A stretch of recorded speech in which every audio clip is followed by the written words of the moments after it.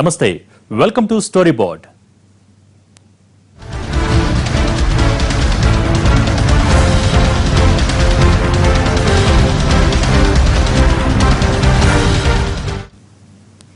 భారత ప్రజాస్వామ్యంలో మరోసారి ఈవీఎంలపై అనుమానాలు తెరపైకి వచ్చాయి.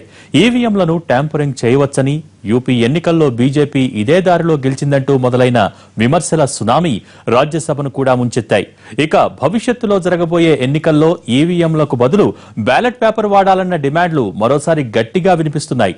అదే టైంలో గెలిచిన పార్టీలు గతంలో మీరు గెలిచినప్పుడు కూడా ఇవే ఈవీఎంలు వాడారన్న విషయాన్ని గుర్తు చేసుకోండంటూ నిలదీస్తున్నాయి. మరి ఎవరి మాట నిజం, ఎవరి వాదన వాస్తవం?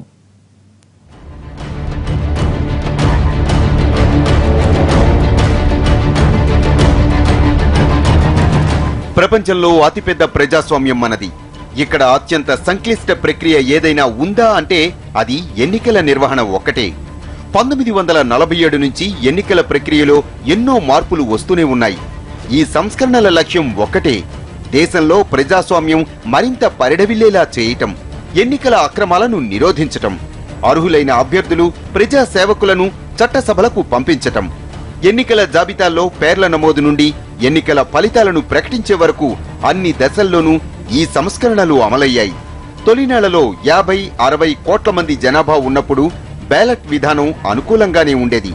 కానీ కాలక్రమంలో జనాభా పెరుగుతూ 85 కోట్లు దాటి ఇలా 100 కోట్లను మించిపోతుంటే దానికి అనుగుణంగా ఓటర్ల సంఖ్య కూడా అదే రీతిలో పెరుగుతూ వస్తోంది. ఇంత పెద్ద జనాభా ఉన్న దేశంలో ఎన్నికల ప్రక్రియను సులభతరం చేయటానికి ఈసీ ఎలక్ట్రానిక్ ఓటింగ్ మిషన్లను ప్రవేశపెట్టింది.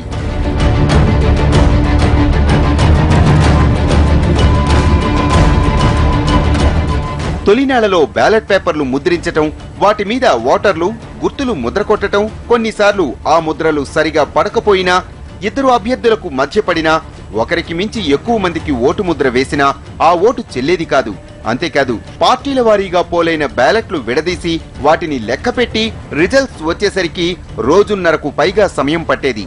ఎక్కువ జనాభా ఉన్న సెగ్మెంట్లలో అయితే 2-3 రోజులు కూడా పట్టేది. ఇలాంటి ఇబ్బందుల్ని తప్పించడానికి ఎన్నికల కమిషన్ ఈవీఎంలను ప్రవేశపెట్టింది. తొలినాళ్లలో వీటి పనితీరు మీద విమర్శలు పెద్దగా లేకపోయినా కాలం గడిచే కొద్దీ ఈవీఎంలను ట్యాంపర్ చేస్తారన్న విమర్శలు పెరుగుతూ వచ్చాయి. ఇప్పుడు తాజాగా 5 రాష్ట్రాల ఎన్నికల తరువాత యూపీలో ఈవీఎంలను ట్యాంపర్ చేయటం వల్లే బీజేపీ గెలిచిందన్న విమర్శలు నిండు సభసాక్షిగా భగ్గుమన్నాయి.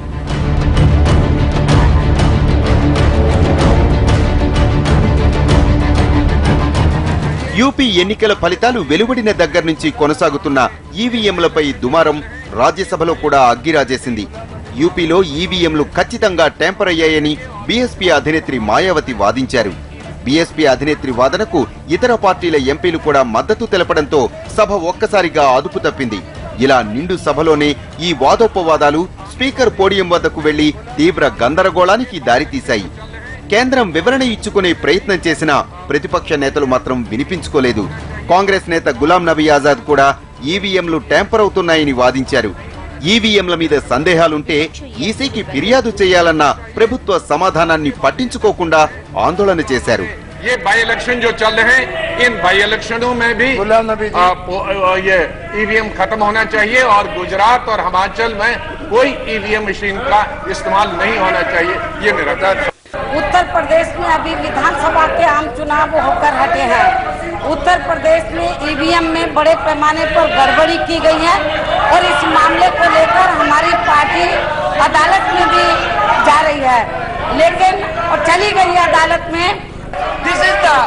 ये जो है वो देश के लोगों का अपमान है, देश के लोकतंत्र का अपमान है और हार की हताशा में देश के लोकतंत्र का अपमान हो, ये अनएक्सेप्टेबल है।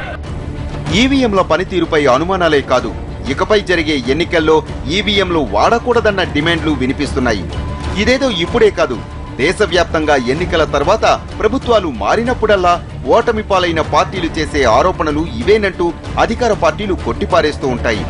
అధికారంలో ఉన్న పార్టీలు ఈవీఎంల ట్యాంపరింగ్ సాధ్యం కాదని బీరాలు పలుకుతాయి. కానీ అదే పార్టీ మళ్లీ ఓటమి పాలైనప్పుడు ఈవీఎంలు ట్యాంపర్ అయ్యాయంటూ విమర్శలు చేస్తాయి.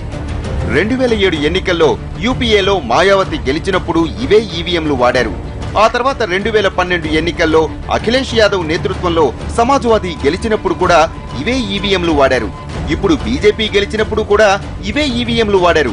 కానీ అప్పుడు ఈవీఎంల పనితీరు మీద నోరెత్తని మాయావతి, అఖిలేష్ యాదవ్ ఇప్పుడు ఓటమి పాలయ్యాక మాత్రం దీన్ని రాద్ధాంతం చేస్తున్నారన్న విమర్శలు వినిపిస్తున్నాయి.